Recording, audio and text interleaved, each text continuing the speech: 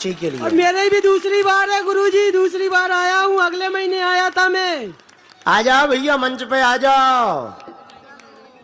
400 kilometre पैदल चलकर आए हैं। 400 किलोमीटर पैदल चल के आए। कितने दिन में? बागेश्वर धाम की जय, गुरुदेव की जय, सन्यासी बाबा। दादा एक मिनट रुक जाइए तो ना, हम इनकी सेल्फी खींच दें। अच्छा लो, पीछे का जरा मत करो भैया, तो बात कर लो बेचारे बूढ़े आदमी। ये बच्ची 400 किलोमीटर पैदल चलकर आई। काहे के लिए पैदल चली तुम? आपसे मिलने के लिए आए थे और गुरुजी हमारी भैंसें खो गई इसलिए आए थे। गजब, भैंसें खो गई। हमें लगा कि भगवान को पाना है। भैंसें खो गई।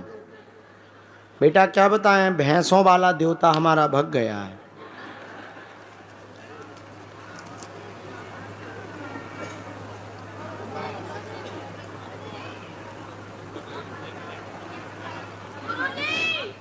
हाँ जी बोले।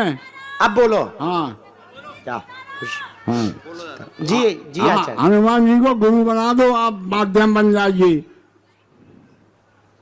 धमकी दे रहे कि आज्ञा? आज्ञा आज्ञा, सर झुका के नमन वंदन कर। अच्छा ठीक है, अच्छा ठीक है, अच्छा ठीक है, अच्छा ठीक है, ठीक है। 23 तारीख को हम हनुमान जी का आपको मंत्र दे देंगे, अच्छी बात।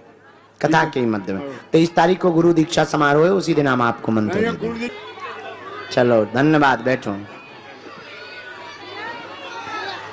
और कोई कृषि का प्रश्न?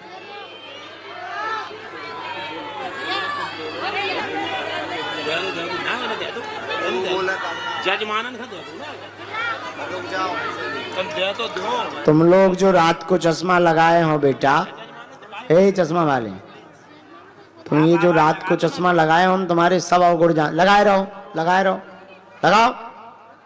हम तुम्हारे सब अवगुण जानते हैं ठटरी के बरे। रात को कोई चश्मा लगाता है बदमाश, नकटा, निकाल चश्मा। रात को चश्मा लगाए घूम रहा है।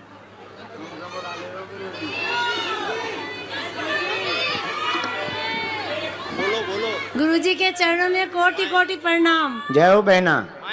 गुरुजी एक विनम्र निवेदन है, साल में एक बार धाम में इसी तरह भागवत करें, ताकि ये छोटे निम्न वर्ग के जो लोग हैं सब आपके दर्शन से, आपकी भागवत से मुक्त हो पाए। ये हमारी विनम्र निवेदन है। हाँ, ये बताना तो हम भूल ही गए, इस कथा के यजमान कोई एक नहीं है, 17 यजमान 18 हैं, 20 भी होंगे हमें लगता। हाँ 22 यजमान हैं जो हमारी अलग से कथा नहीं करवा पाते। ऐसा नहीं है कि हम महंगे बाबा हैं, बात यह है पंडाल, टेंट, टीवी भयंकर खर्चा होता है, लोग करवा नहीं पाते। अब हमने ऐसी व्यवस्था कर दी है कि अब भारत के सबसे छोटे से छोटा आदमी भी हमारी कथा करवा पाएगा। बहुत अच्छा लगा गुरुजी, हमारा तो क्या बोले, हम बहुत तकलीफ में थे। आपका प्रवचन सुन के, आपका अमृतवाणी सुन के हम गदगद हो गए, हमें अच्छे लगने लगे गुरुजी। हम अच्छे लगने लगे कि बालाजी? बालाजी गुरुजी दोनों अच्छे लगने, क्योंकि आप हमारे गुरुजी हो गुरुजी। अच्छा, खुश रहो। आपके चरणों में कोटि कोटि प्रणाम गुरुजी। आपको भूरी भूरी आशीर्वाद। जी गुरुजी, जी गुरुजी। और चलो बगल वालों को माइक दे दो। मेरे तीनों बच्चों को हाँ, कोई पेट का दर्द, लुगाई का दर्द, प्रश्नोत्तरी मत करना। गुरुजी सीताराम। हिंगानाम। गुरुजी मैं झारखंड से आई हूँ। पहली बार आई हो? जी गुरुजी, लेकिन जुड़ी बहुत पहले से। कैसी लगी कथा? बहुत अच्छी लगी गुरुजी, बहुत कुछ सीखा तुमने? जी गुरुजी। कुछ सीखा? जी गुरुजी, आप मेरे सपने में आए हैं तभी मैं यहाँ चल के आई हूँ। एक उड़ता उड़ता सा बाल, व्हाइट कलर का कुर्ता मुझे यहाँ तक पहुँचा दिया है गुरुजी। क्या पहुँचा दिया? उड़ता सा बाल? उड़ता उड़ता बाल, आपका चेहरा, दोनों हस्बैंड वाइफ को बहुत आशीर्वाद दे रहे हो आप हमको। अच्छा। और उसके एक दिन बाद हमें तुरंत टिकट मिल गई यहाँ आने के लिए, मुझे घर से परमिशन नहीं था। कोई बात नहीं, आ गई। हाँ एक बात सुन लो सब लोग कान खोल के, हम किसी के भी सपने में नहीं जाते।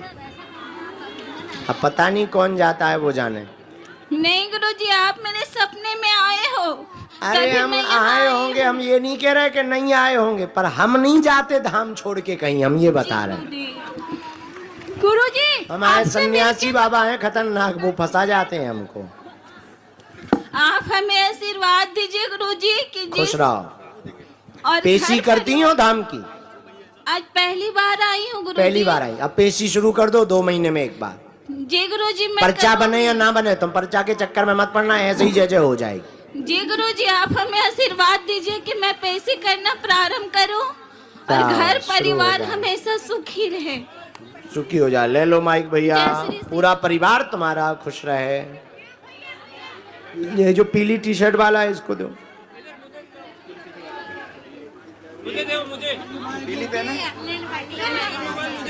इसी को दो। गुरुजी सीताराम। चेला जी राम राम।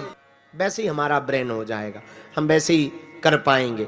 जैसे 60 फीट चौड़ा रोड हो और कई बार आपने चेक किया नहीं, हमने तो किया, 30-40 फीट चौड़ा रोड था, एक पत्थर लगा हुआ था, उस पर लिखा था गंज की दूरी 5 किलोमीटर। हम साइकिल चलाना सीख रहे थे, तो हमने सोचा, नए नए सीख रहे थे, हमने सोचा ऐसा ना हो कहीं पत्थर में घल ना जाए। और तुम सोचकर चौंक जाओगे कि 40 फीट दूर था वो हमसे, और ऐसा हिंडल उस तरफ मुड़ा कि पटा उसी में घला। सावधान हो गए, भगवान की कृपा, कोई लगा बगा नहीं। पर बाद में हमने कहा कि यार ये तो इतना दूर था, यहां जाने का कोई सवाल ही नहीं उठता, पर हम गए क्यों? तब हमें बाद में समझ में आया ये पूरा खेल दिमाग का है। दिमाग बार बार कह रहा था कि कहीं इसमें घल ना जाए, इसमें ठुक ना जाए, इसमें हमारी साइकिल ना पहुंच जाए, तो दिमाग ने फिर वहीं पहुंचा दिया। इसको कहते हैं खुद को वशीकरण करना, हिप्नोटाइज होना, इसी को हिप्नोटाइज कहते हैं। तो मेरे पागलों, हम तुमको भी वही कहते हैं, हम बार बार लगनता के साथ अगर परमात्मा को पुकारेंगे तो तुम अपने आप को फिर कितना भी रोकोगे, तुम अंत तो गत्वा भगवान के हो ही जाओगे। इसी का नाम भक्ति है कि आप भक्ति को पा ही जाओगे। तो भक्ति को पाने का ये तरीका है। आज की कथा के शुरुआत में हमने कहा था, रोज थोड़ा थोड़ा हरि का। जरा जोर से गाओ ना, जम के। आज हम थोड़ा कमजोर पड़ रहे हैं, गले से थकावट भी है बहुत। तुम जोर से गाओ, रोज थोड़ा थोड़ा हरि का मुक्ति का कोई तो जतन कर ले, मुक्ति का कोई तुम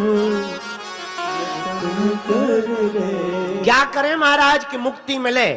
रोज थोड़ा थोड़ा हरि का भजन। और एक काम और करो, संगति कर अच्छे लोगों की, संगति कर अच्छे लोगों की, दवा मिल जाएगी सभी रोगों की, दवा मिल जाएगी सभी रोगों की। आत्मा के साथ साथ मन कर ले,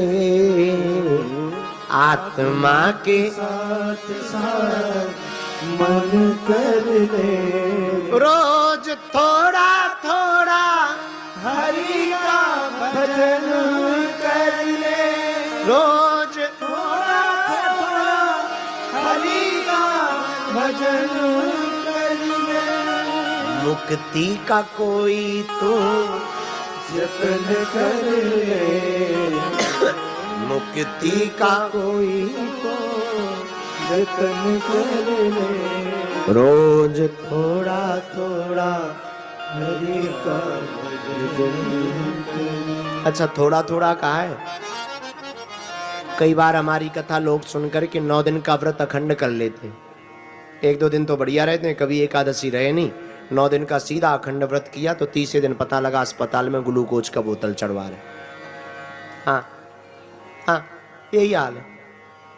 इसमें साधक कहता है रोज थोड़ा थोड़ा हरि का इकट्ठा नहीं करे, क्या कह रहे, थोड़ा थोड़ा। इससे ताकि आपके अंदर ये तय हो जाए, आपका दिमाग विचार एकदम ये परिपक्व हो जाए कि अब हमें करना है। तो भक्ति मिलेगी कैसे? थोड़े थोड़े प्रयोग से।